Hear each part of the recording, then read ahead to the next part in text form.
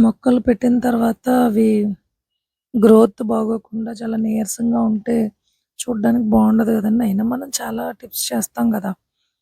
Pruning చేయడం, వాటికి different టైప్స్‌లో liquid ఫెర్టిలైజర్లు ఇవ్వడం అలా.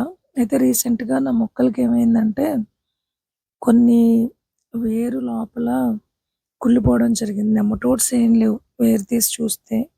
పోనీ వాటర్ ఎక్కువైపోయి చచ్చిపోయిందా అంటే అలా కూడా లేదు. ఏదో ఫంగల్ ఇన్ఫెక్షన్ వచ్చి ఉంటది వాటికి. బ్లీడింగ్ హార్ట్ ఒకటి, తర్వాత ప్యాషన్ ఫ్రూటు, ఇంకొకటేదో ప్లాంట్. ఇవి కొంచెం ఎక్కువ రోజుల నుంచే ఉన్నాయి నా దగ్గర.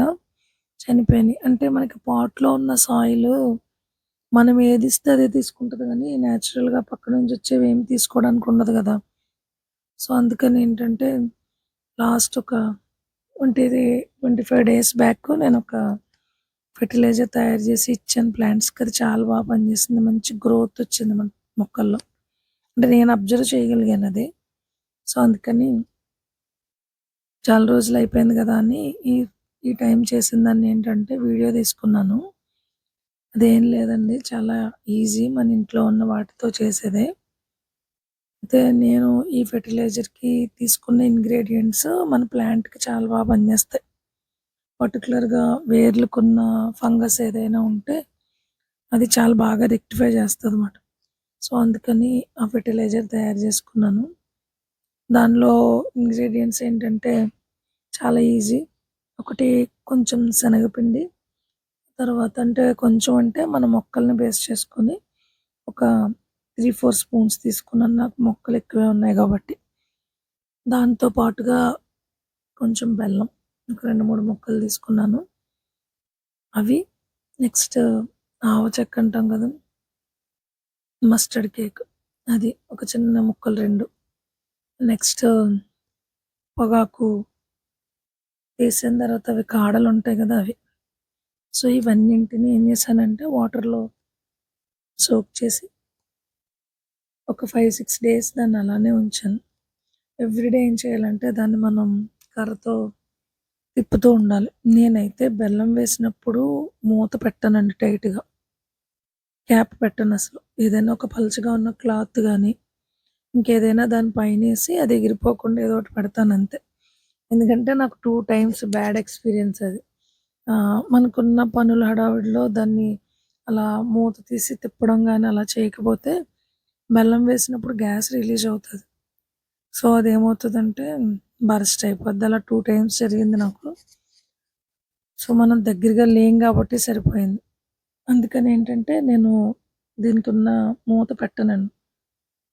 పలుచగా ఉన్న క్లాత్ ఏదైనా వేసి అది ఎగిరిపోకుండా దాని మీద ఏదోటి కర్ర అలా పెడతానమాట. సో, నాకు మొక్కలెక్కువున్నాయి గాబట్టి ఒక 2, 3 స్పూన్లు తీసుకున్నాను దీన్ని. శనగపిండిని చాలా ఎక్కువగా మొక్కలకి యూజ్ చేయగూడదు. అది గ్రోత్‌కి ఎంత హెల్ప్ అవుతదో, ఎక్కువైతే రూట్స్‌కి ఫంగస్ అనేదొస్తది. సో, అందుకనేంటంటే ఇదే కాదండి. ఒకసారి పెసరపిండి గూడా చెప్పాను నేను. సేమ్ అది గూడా అంతే.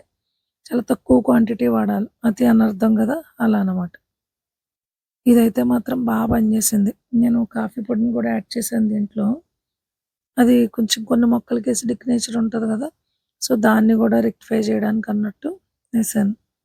దీన్నెందుకు కలుపుతూ ఉండాలంటే దీనికి పైన ఒక లేయర్‌లా వస్తది. అలా లేయర్‌లా ఉండకుండా మనం దాన్ని తిప్పుతూ ఉండాలి.